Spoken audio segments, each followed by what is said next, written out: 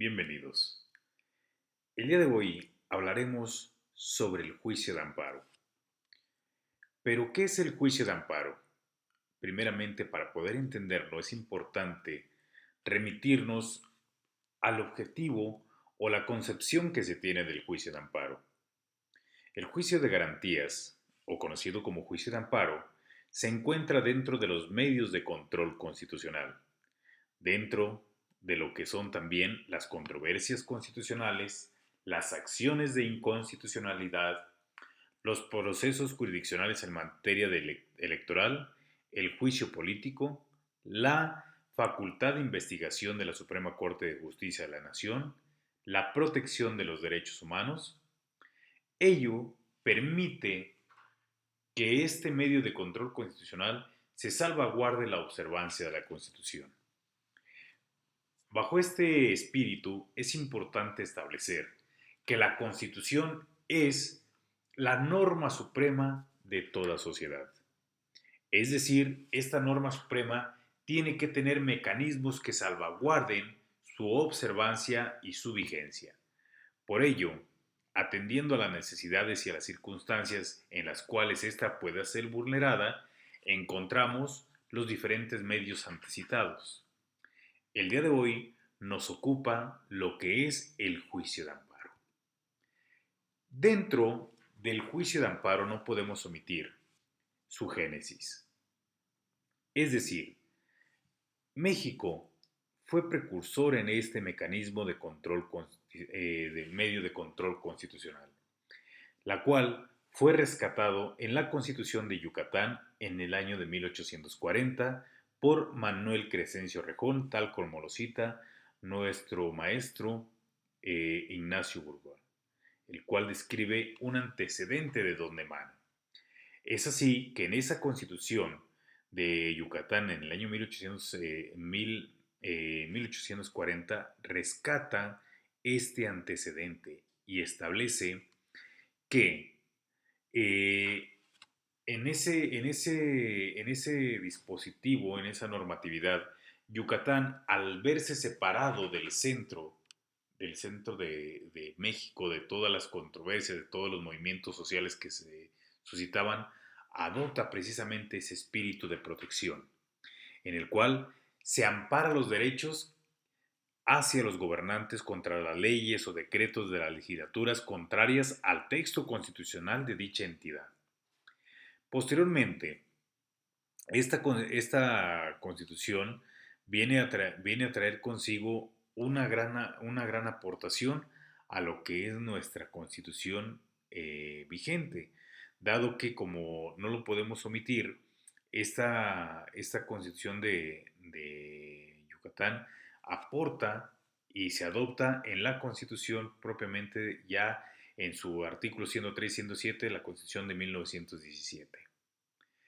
Para ello, es importante establecer que se salvaguarda este mecanismo como forma de limitar el ejercicio público del Estado hacia el gobernado, únicamente teniendo como limitante el puente de la legalidad que consagra hoy en día el artículo 14 y 16 para poder entrar a una esfera jurídica. Se forma una especie de protección en cuanto a los derechos sustantivos y en cuanto a los derechos humanos por parte de los gobernados a través de este medio constitucional. Así, es importante establecer dentro de esta dinámica social una de las importantes reformas del día 6 de junio del año 2011, en el cual hubo una reforma precisamente a los artículos 94, 103, 104, 107 de la Constitución, entrando dicha reforma el 4 de octubre del 2011. Pero, ¿qué podemos rescatar de esta reforma tan importante? Al efecto, dentro de lo que es el juicio de amparo, amplía precisamente la protección al gobernado. ¿Como cuáles? Estamos hablando que se salvaguardan los derechos humanos debidamente reconocidos por el Estado mexicano en organismos internacionales, la cual trajo consigo precisamente que se trajera esa modificación mediante la cual el Estado mexicano tendría la obligación de todas las autoridades salvaguardar dichos principios. Es importante establecer que el juicio de amparo se concibe precisamente como una institución protectora de esos derechos fundamentales por excelencia.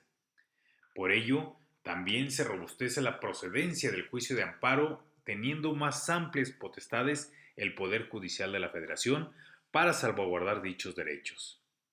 Por ello, la ley de amparo, que es la ley de la materia que salvaguarda este procedimiento, amplía dichas facultades, otorgándole mayores facultades para poder hacer valer sus determinaciones. Ahora bien, hay un espíritu de progresividad en los derechos humanos, bajo la expresión principio pro persona, como eje rector de la interpretación y aplicación de las normas jurídicas, en la cual le permita obtener mayor protección a sus derechos. Es decir, esta relación que guarda los derechos sustantivos, los derechos humanos, viene a dar cauce a privilegiar y a colocar al gobernado en un estado de privilegio frente al ejercicio arbitrario de la autoridad, limitando con ello en todo momento la observancia a los principios de los derechos humanos.